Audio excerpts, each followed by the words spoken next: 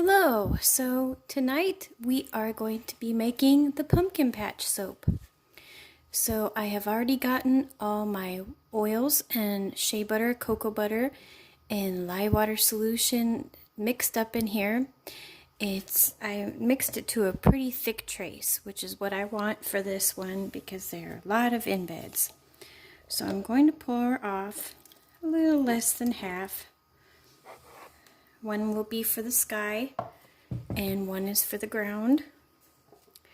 So this here, if I can show it, is an infusion that I did for a couple of weeks with nutmeg and a very small hint of cinnamon.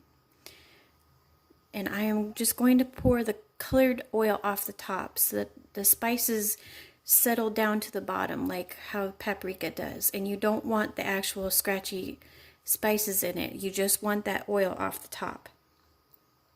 So I'm going to pour that in. I'm just kind of going for a light brown ground because when you harvest pumpkins, it is usually early fall and the grass is already starting to die by then, so it gets a little bit brownish.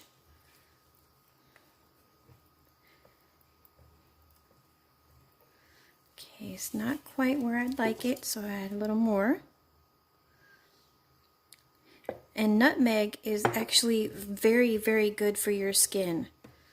It has many different minerals in it, which actually a lot of people do treatments for their skin with nutmeg.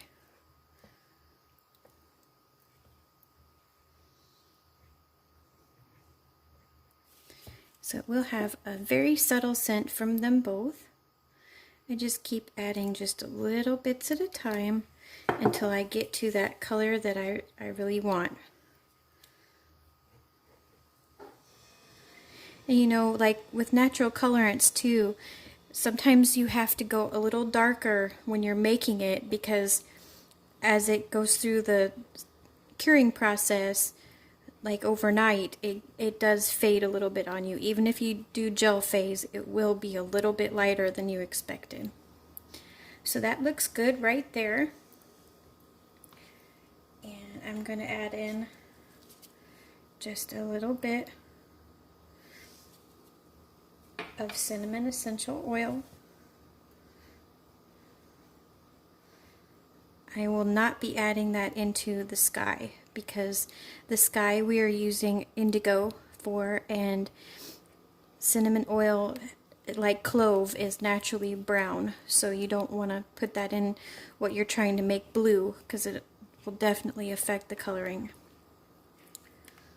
I don't want this to be a very strong smelling soap either, and I know cinnamon can be a little irritating for some people too, so just subtle is best.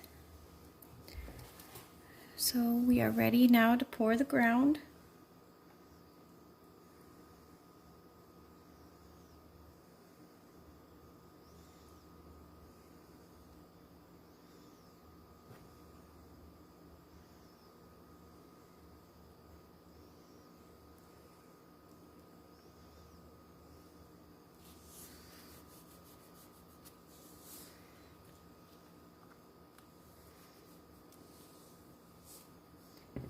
Okay. Now it is definitely not ready yet for my pumpkins, so we'll come back when it is.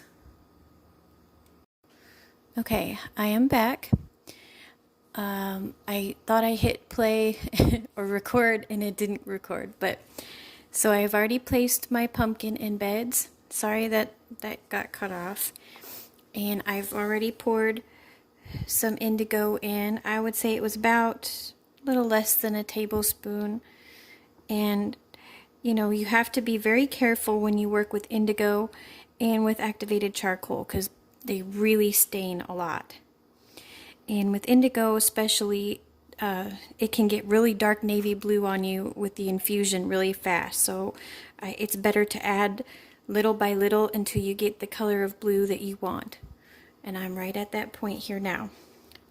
So I'm going to pour in some of the sky over the pumpkins. I kind of wanted this to look like I kind of like towards the evening when you go to a pumpkin patch and pick your pumpkin for Halloween. And pour just a little bit on the top here. Just enough to fit our sun in.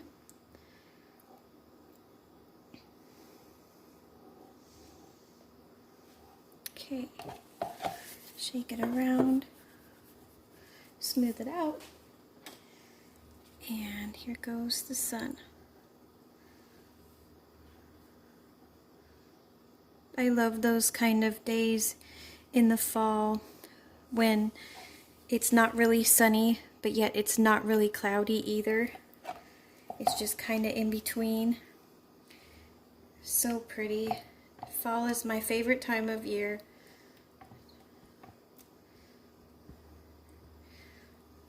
I was born in the spring, and I really like spring too because I really love flowers, obviously.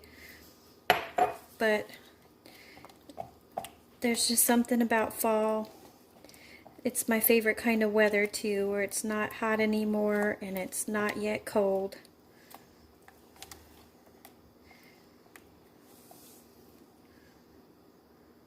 I'll cover up the sun.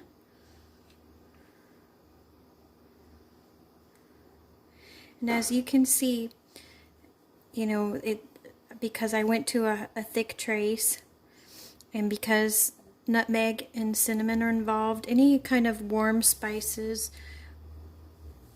like even turmeric too, and clove, they move really fast on you. So keep that in mind if you want to work with them as natural colorants, especially too. Even if you're not even using the essential oil part of them, the spice aspect of them, they really move fast.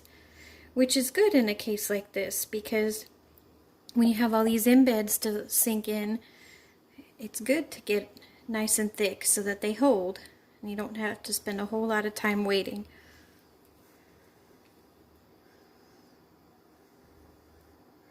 And if I can just get that little bit of sun to cover up right there in the middle. And I'm going to try to smooth it out so we can put our little fun things on top.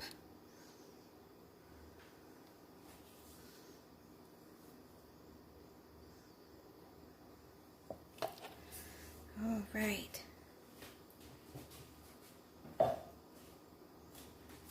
Sometimes it helps to give it a wiggle.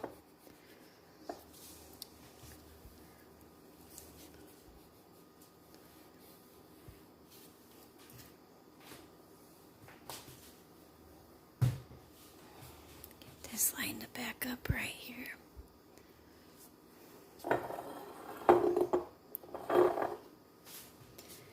So, here are the little soapy pumpkins. And we are ready to put them on the top. Since everything is pretty thick right now, I should wipe off my gloves just to make sure that I don't have any indigo on them. Like I said, you have to be extra careful when you work with indigo or charcoal, because boy, it just really stains a lot. And it'll stain your little embeds, so make sure you wipe your hands before you touch anything like that. So I think I'll go with this direction.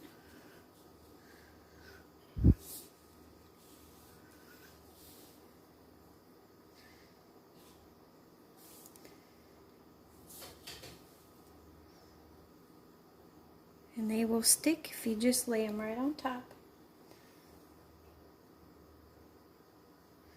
I made the pumpkins with soap dough that was colored with Hungarian paprika.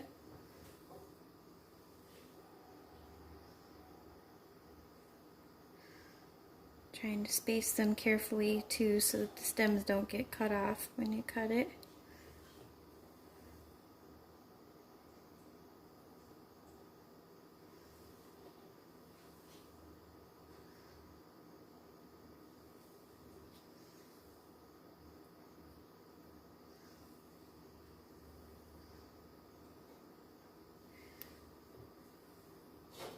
Okay,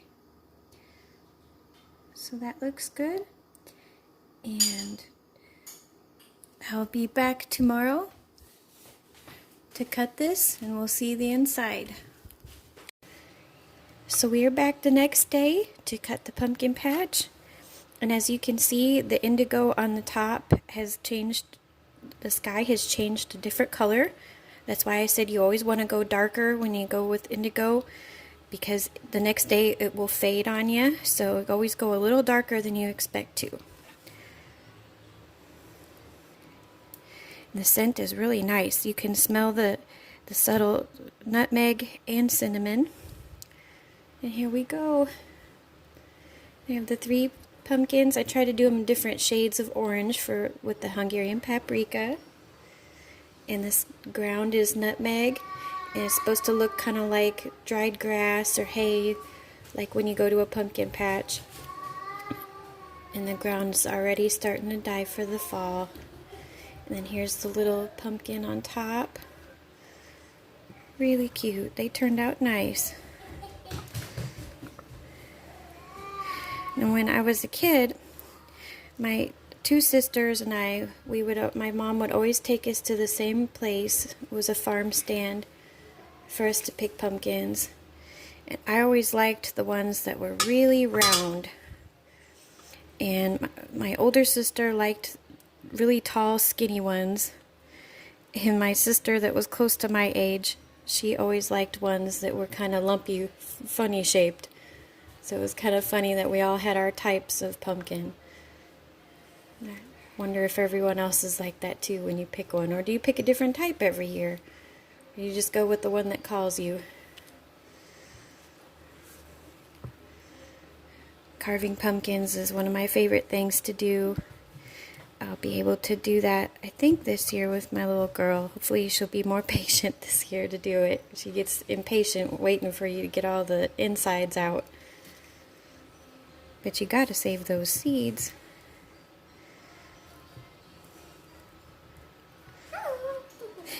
That's her right now. She's watching me. So I'm really pleased. These turned out really cute.